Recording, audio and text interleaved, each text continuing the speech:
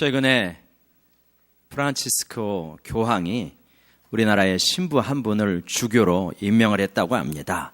그랬더니 그 신부가 자신이 주교가 될 수 없는 이유를 3가지를 들어서 고사를 했습니다. 첫 번째로, 저는 나이가 너무 젊습니다. 두 번째로, 일을 잘 모릅니다. 세 번째로, 덕이 없습니다. 그러자 교황께서 이렇게 대답을 하면서 설득을 했는데, 나이가 젊다고 하는데 세월이 흐르면 나이는 먹게 되어 있다.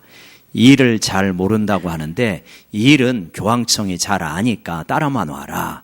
세 번째, 덕이 없다고 했는데 주교 가운데 덕 있는 사람 본 적이 있냐? 왜 그렇게 말을 했다 그래요?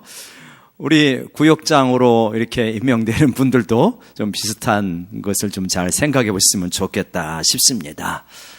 이 신부님이 주교라고 하는 그 영광스러운 그 직책을 못하겠다고 고사했던 것은 우리 그리스도인들이 늘 이렇게 사모하는 덕 중에 하나죠. 겸손하게 나는 그 일을 감당할 만한 제목이 못 됩니다. 이렇게 표현하는 한번 그러한 계열에 속한 모습일 것입니다. 요즘 이제 우리가 대림절, 대강절 그렇게 말합니다. 기독교 절기로 그렇게 말하는데 이때는 뭐냐면 예수님께서 오신 것을 기뻐하고 또 예수님께 또다시 한번 오시잖아요. 재림하실 예수님을 고대하는 기간, 그래서 성탄절 전에 4주를 우리가 대림절 기간으로 갖습니다. 예수님께서 이 땅에 오신 것 자체가 우리가 임마누엘이다, 하나님 우리와 함께 하신다라고 말하는데 이 기간 자체가 사실 주는 의미가 특별히 우리 예수님의 오심의 의미를 깊이 생각하는 거죠. 저 하늘의 영광을 버리고 이 땅에 내려오신 것 자체가 그분의 겸손을 보여주는 것입니다. 그래서 우리가 그 예수님을 나의 주라고 고백을 하기 때문에 어떻게 하면 우리도 그 겸손의 길을 걸어갈까, 이런 것을 우리가 고민을 많이 합니다. 그런데 막상 그 겸손의 길을 걸어가려고 하면 상당히 쉽지 않다. 그리고 가는 사람이 많지 않다 하는 것을 느낄 수 있죠. 우리가 오늘 대림절을 맞이하여서 예수님의 그 겸손의 길을 같이 한번 깊이 생각해보는 시간을 갖고자 합니다. 오늘 우리가 읽었던 빌립보서 2장 1절부터 11절까지의 말씀은 2단락으로 구성이 되었는데 1절부터 4절까지 성도들의 어떤 그 삶에 대해서, 성도 간의 관계에 대해서 이야기합니다. 그리고 5절부터 11절까지는 그러한 관계를 가능하게 하는 예수님의 모습, 너희가 그 예수님을 주님으로 따르니까 너희도 이래야 된다, 그 부분을 말씀하고 있죠. 그래서 빌립보 교회가 어떤 교회였냐, 이 편지가 빌립보서가 그 빌립보 교회에 보낸 편지인데요, 빌립보 교회가 어떤 교회였냐 하면 굉장히 좋은 교회였습니다. 빌립보서를 보면 책망하는 게 거의 나오지 않아요. 부정적인 이야기가 거의 나오지 않습니다. 오히려 기뻐하라고 하고 그들을 칭찬을 많이 합니다. 사도 바울의 선교를 열심히 지원하는 교회였어요. 빌립보 교회에 문제가 하나 있다면 빌립보서 4장 2절에 있는 정도의 문제밖에 없습니다. 빌립보서 4장 2절 우리 같이 한번 읽어볼까요? 시작. 내가 유오디아를 권하고 순두계를 권하노니 주 안에서 같은 마음을 품어라. 유오디아하고 순두계는 기억하기도 쉽죠. 순두부 생각하면 빌립보에 순두계가 있었구나, 기억하기가 쉬워요. 그러니까 유오디아하고 순두계가 있었는데 오늘날로 말하면 여선교회 회장님 정도 되는가 봐요. 이 두 사람이 갈등을 하고 있어요. 교회 분위기가 굉장히 좋은 교회였는데 이 두 사람이 싸우니까 교회 분위기가 굉장히 어수선했어요.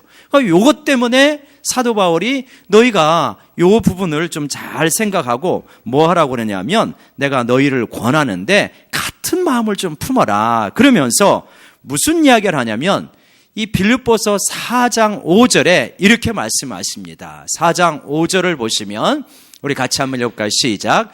너의 관용을 모든 사람에게 알게 하라. 주께서 가까우시니라. 주님의 재림이 가깝다. 주님이 곧 오실 터인데 너희가 주님 앞에서 보여줘야 되는 것이 뭔지 아냐? 관용이다.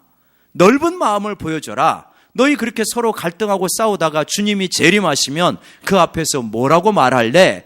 그러니까 너희가 관용을 보여줘라. 이런 이야기를 하고 계십니다. 이러한 그 배경 속에서 빌립보서를 쓴 것인데, 빌립보서 2장 1절에 보면 너희 안에 이러한 모습이 있어야 되고 이러한 모습이 지금 있을 것이다, 그런 이야기를 하는데요. 빌립보서 2장 1절의 말씀 다시 한번 같이 읽어볼까요? 시작.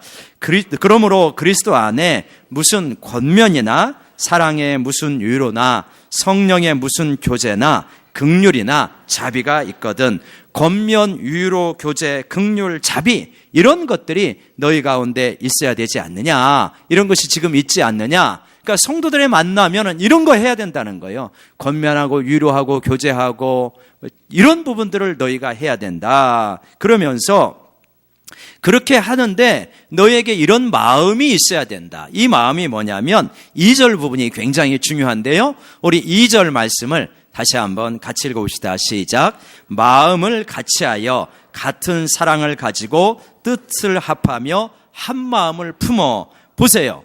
뭐라고 합니까?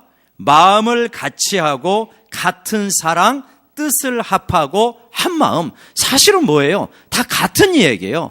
같은 이야기를 4번이나 다른 식으로 표현을 합니다.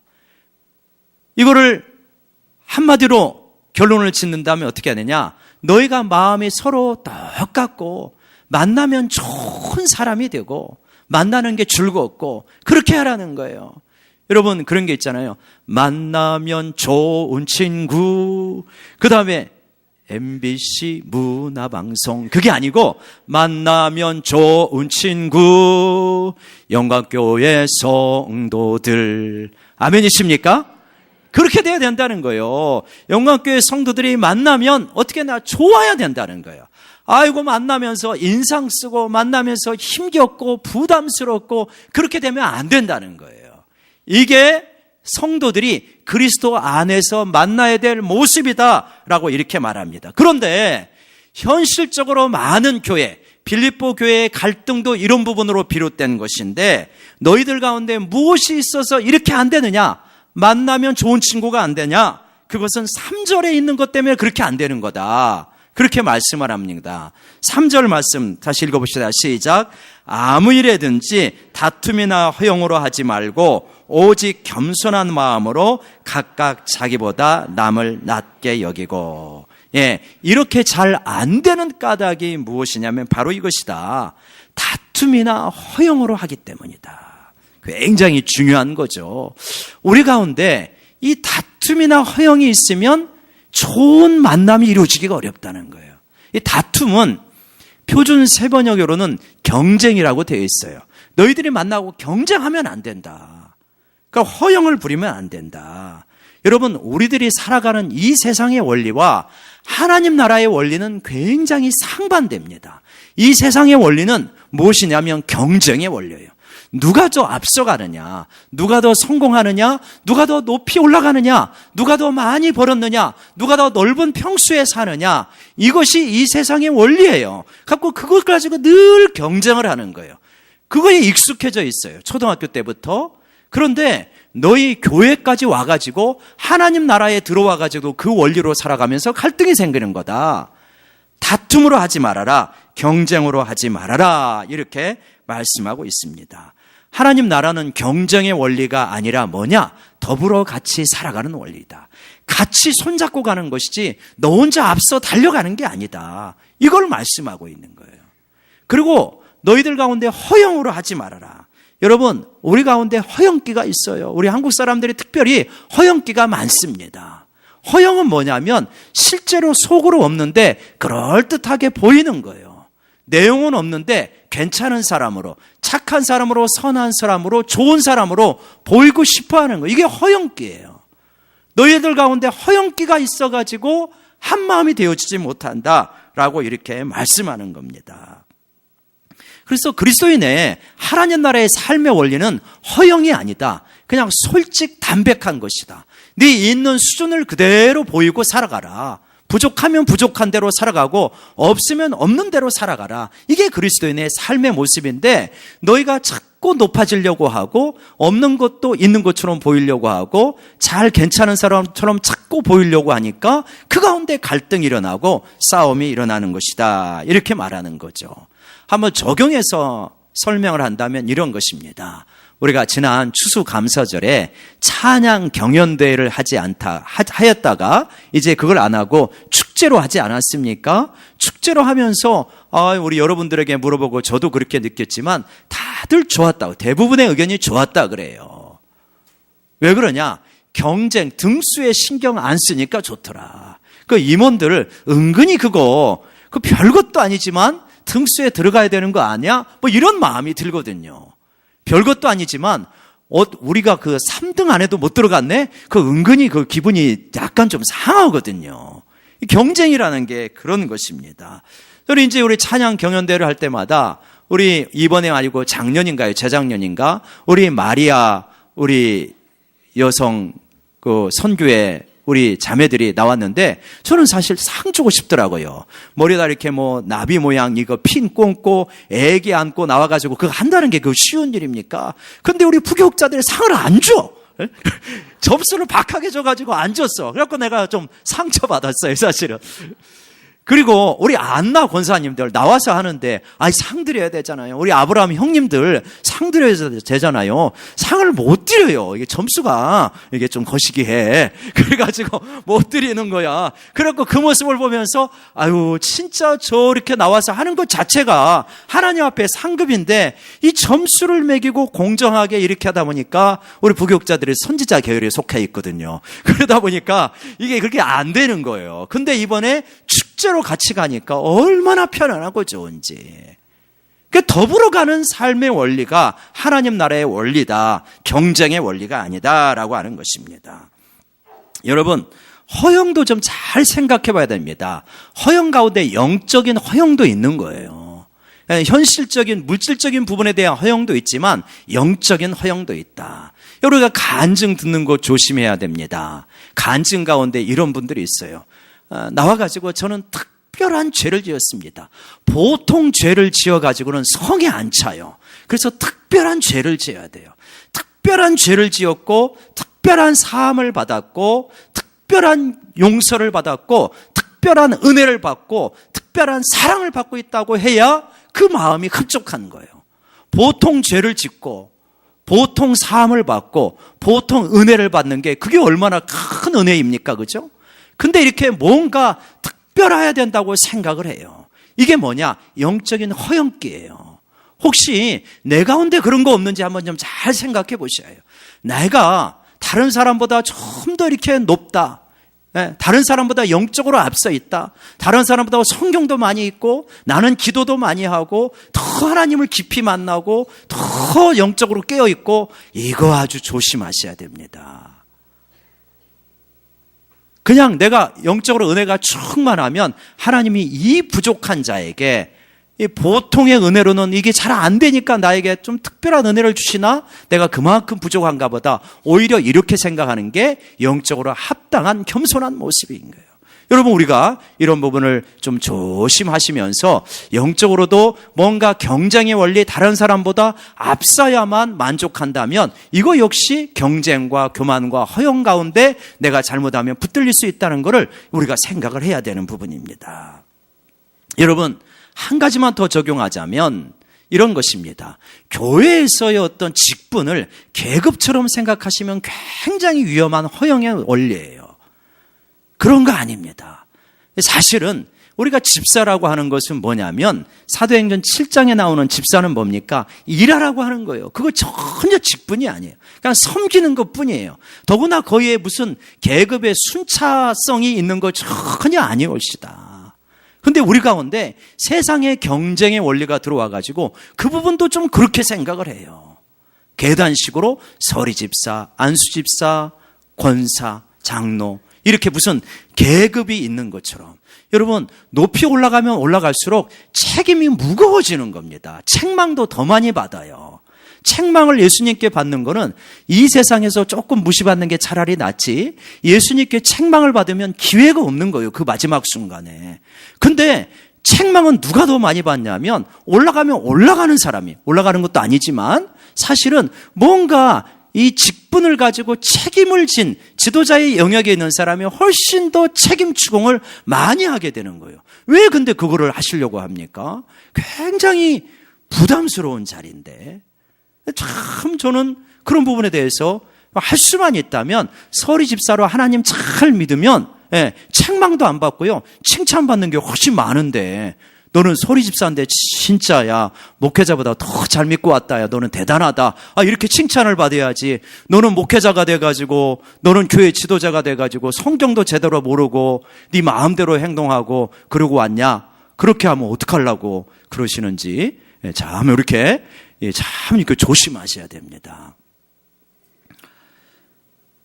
여러분, 그러면서 이런 부분들을 굉장히 조심해라. 이게 다툼이나 허영 이런 것이 있고, 왜 너희들 가운데 갈등이 있냐면 3절 하반절에 있는 것처럼 각각 자기보다 남을 낮게 여기라. 다른 사람을 높이 여겨야 되는데 너희들 마음인데 자꾸 어떤 마음이 있냐면 내가 그래도 저 사람보다 나아, 이런 마음이 있다는 거예요. 그래서 유오디아하고 순두개가 자꾸 싸운다는 거예요. 그래도 내가 순두부보다는 낫지 이러고 있는 거예요. 그게 아니라는 거예요.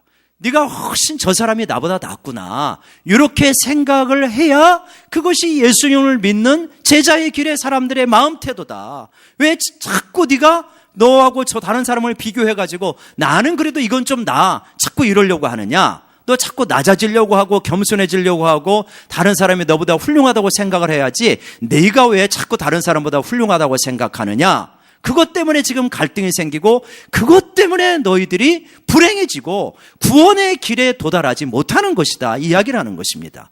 굉장히 중요합니다. 겸손은 우리가 가져야 되는 여러 덕 중에 하나가 아니라는 거예요. 왜 그러냐? 그게 예수님의 모습이라는 걸 뒤에서 보여주는 거예요. 5절 이하에서 너희는 그래서 이 마음을 가져라. 예수님의 마음이다. 예수님 마음이 어떤 마음인데, 예수님이 진짜 겸손하신 분이다. 그것 때문에 너희 구원을 이루었고 그 길만이 구원을 이루어가고 천국에 들어가는 길이다. 그거를 지금 5절 이하에서 말씀하고 있습니다. 여러분, 5절 이하에 이제 5절에서 예수님의 마음을 가지라고 하면서 6절 이하에서 설명해 주는데, 이게 많이 읽어봐도 이렇게 쉽지는 않아요. 그렇죠? 약간 추상적인 표현이고 하늘에서 이루어지는 일을 말씀하시기 때문에 우리가 그렇게 쉽지는 않습니다. 그런데 6절 말씀 한번 우리 같이 읽어볼까요? 6절 말씀입니다. 시작. 그는 근본 하나님의 본체시나 하나님과 동등됨을 취할 것으로 여기지 아니하시고, 하나님의 본체라는 표현을 쓰는데 일상적으로 잘 안 쓰는 표현이잖아요. 표준 세변역에 보면 하나님의 모습이라고 되어 있어요. 그러니까 예수님이 뭐냐면 하나님의 모습이에요. 하나님 좀 보여주세요. 이렇게 하면 어디를 보시면 됩니까? 복음서에 나타난 예수님을 읽으시면 돼요. 아, 하나님이 이런 분이시구나. 하나님의 모습이 예수님이신 거예요. 그러니까 대단하신 거죠. 그죠? 예. 성자 예수님이 성부 하나님보다 좀 떨어지는 분이 아니에요. 성부 하나님의 모습이라는 거예요. 그러니까 그분 성부 하나님과 성자 예수님은 그 능력이나 영광이나 권세나 이것이 동등하십니다. 그래서 하나님께서 성자 예수님을 통하여서 이 세상을 만드시잖아요. 그렇죠? 예. 그러니까 얼마든지 그 동등됨을, 영광, 능력, 권세, 자리, 그 평안함, 그 모든 자족함, 그걸 천국에서 얼마든지 누리실 수 있는 거예요. 당연한 그분의 것이에요. 당연히 누리실 수 있는 것입니다. 그런데 그 동등됨을 취하지 않으셨다는 거예요. 그리고 자기를 비워서 종으로 내려앉으셨다. 사람으로 내려오셨다. 왜요? 우리를 구원하시려고. 그리고 그 길이 유일한 구원의 길이시니까 이 땅에 내려오셨다는 거예요. 여러분, 이것이, 그래서 겸손이라고 하는 것은 그냥 우리들이 배워나가야 되는 하나의 여러 가지 덕 중에 하나가 아니라, 겸손은 사실은 굉장히 뭐냐면 신적인 영역이라는 거예요. 겸손 반대편에 교만이 있는데, 겸손과 교만은 뭐냐면 이건 사람의 영역이기 이전에 신적인 하늘에서 이루어진 영역이다. 성자 예수님은 그 영광과 권세와 그 능력을 다 자기 것으로 얼마든지 가지고 있음에도 불구하고 이거를 비웠어요. 왜냐하면 그 성자 예수님의 그 겸손이 신적인 속성이기 때문이에요. 삼위일체가 영원히 지속될 수 있다면 삼위일체 가운데 한 분만 교만해도 그 삼위일체가 영원히 지속될 수가 없어요. 우리가 어떤 두 사람이 영원히 좋게 잘 가는 게 쉽습니까? 한평생 짧은 인생을 살아도 쉽지 않잖아요. 언제 깨어집니까? 한 사람만 교만해도 다 깨어져 버리는 거예요. 내가 아무리 잘하고 싶어도 저 사람이 교만하면 관계가 깨어져요. 그러니까 삼위일체가 영원히 함께 계실 수 있는 건 뭐냐면 삼위일체 하나님이 다 어떻다는 거예요? 본질적으로 겸손하시다는 거예요. 그래서 하나가 되어줄 수 있고 그분들 가운데 영원한 평화가 있는 거예요. 그래서 겸손은 뭐냐면 신적인 속성이라고 말하는 거예요. 교만도 신적인 영역의 속성이다. 근데 이거는 누구에게서? 마귀에게서 나타나는 것이다. 마귀는 이 삼위일체 하나님과는 다르게 교만해가지고요, 내 자리에 자족이 안 되는 거예요. 내가 하나님처럼 높아지고 싶은 거예요. 그래서 반역을 합니다. 거역을 합니다. 대적을 합니다. 그래서 떨어지게 되어지는 것이죠. 이것을 지금 이 빌립보서 후반절에서 우리에게 말씀하고 있습니다. 겸손은 신적인 속성이고 삼위일체 하나님의 속성이고 그것을 우리 성자 예수님께서 구체적으로 보여주십니다. 그리고 그 길만이, 그 겸손의 길만이 어떤 길이냐면 우리의 관계가 좋아지는 길이 아니라 그 길만이 유일하게 천국에 들어가는 길이다. 아무든지 나를 따라오게든 자기를 부인하는 길이고 천국은 이 어린아이와 같이 자기를 낮추는 자만이 들어갈 수 있다고 하셨으니까 천국에 들어가는 유일한 길이다. 반대로 교만은 천국에서 떨어지는 멸망의 길이다. 교만한 자는 결국은 사단의 계열에 속해 있고 겸손한 자는 예수님의 계열에 속해 있다. 그래서 겸손한 곳에는 평화가 나타나고요, 교만한 곳에는 다툼과 분열이 나타날 수밖에 없다. 여러분의 가정이 계속 싸움이 있다고 한다면 교만한 거예요. 이 민족 가운데 계속 다툼이 있고 갈등이 있다는 것은 교만한 거예요. 교회 가운데 계속 분열과 갈등이 있다는 것은 교만한 거예요. 그러니까 누군가가 높아지고자 할 때 높여주시면 돼요. 높아지고자 하는 자리는 좁아요. 낮아지고자 하는 자리는 넓습니다.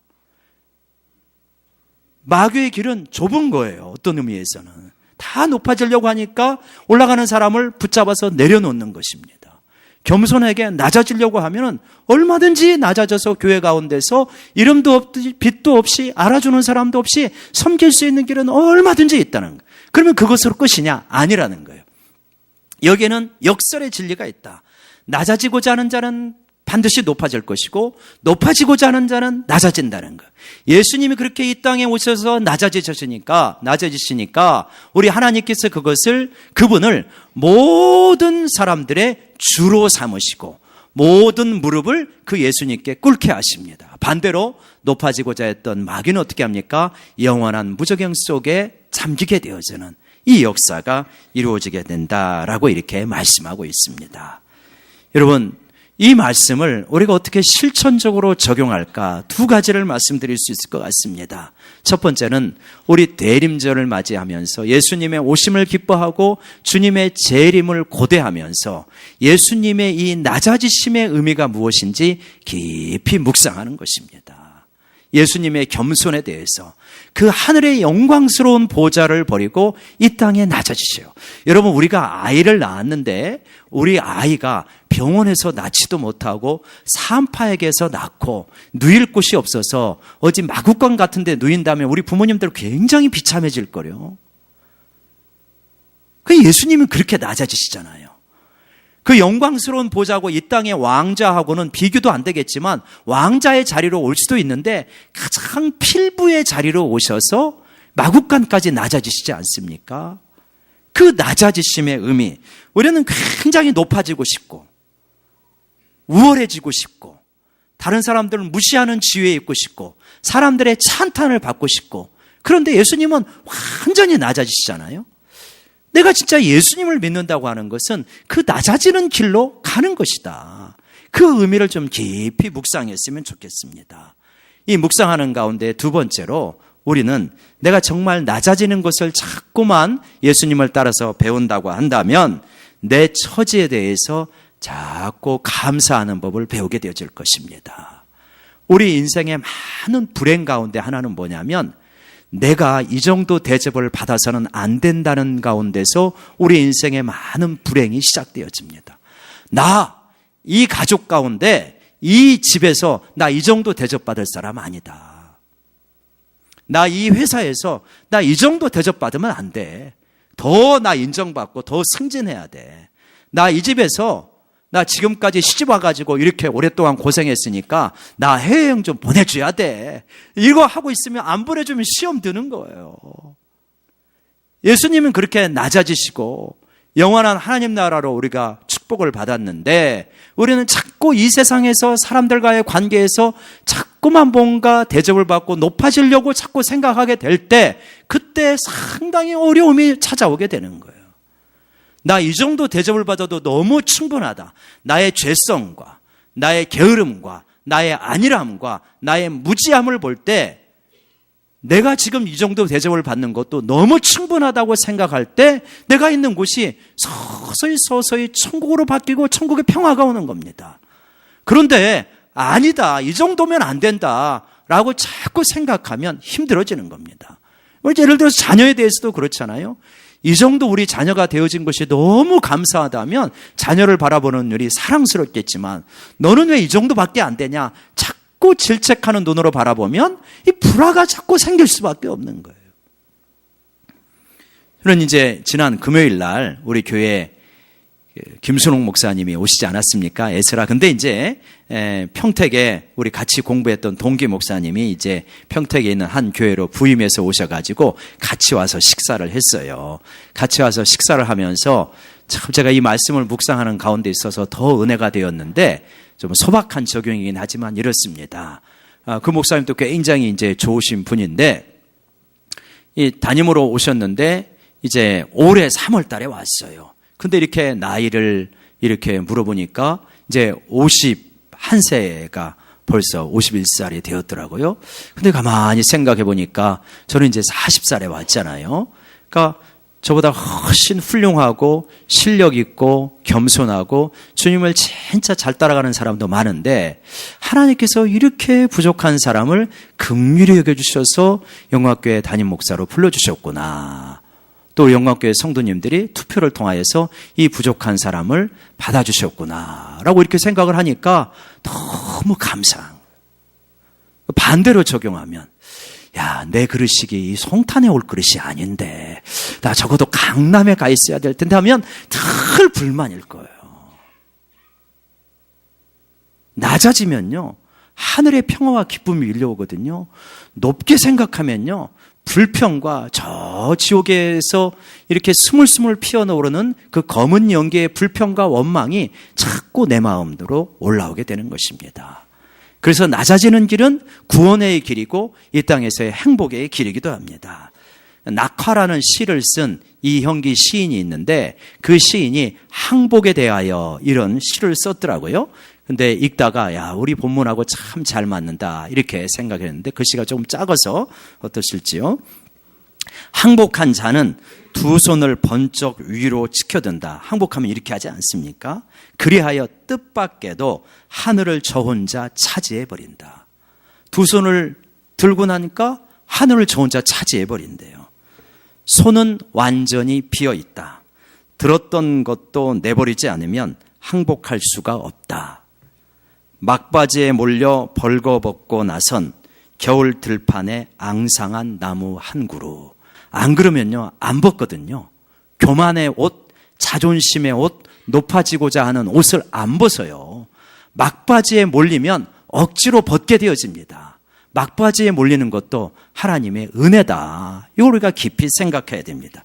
시인은 그렇게 말하고 있는 거죠. 겨울 들판에 앙상한 나무 한 그루가 그 옷을 다 벗듯이 손에 있던 모든 것, 자존심, 이런 모든 것들을 다 버렸다는 거예요. 그리고 항복했다는 거예요. 그러면서 세 번째 연에서 이렇게 말합니다. 실은 행복에서 내리긋는 한 줄만 덜어내면 항복이다. 겨우 한 줄만 덜어내도 겨울이라고 되어 있나요? 겨우입니다. 겨우 한 줄만 덜어내도 행복처럼 길을 쓰고 지킬 필요가 없는 항복의 축복. 행복에서 내리긋는 한 줄만 덜어내면 항복이 되어집니다.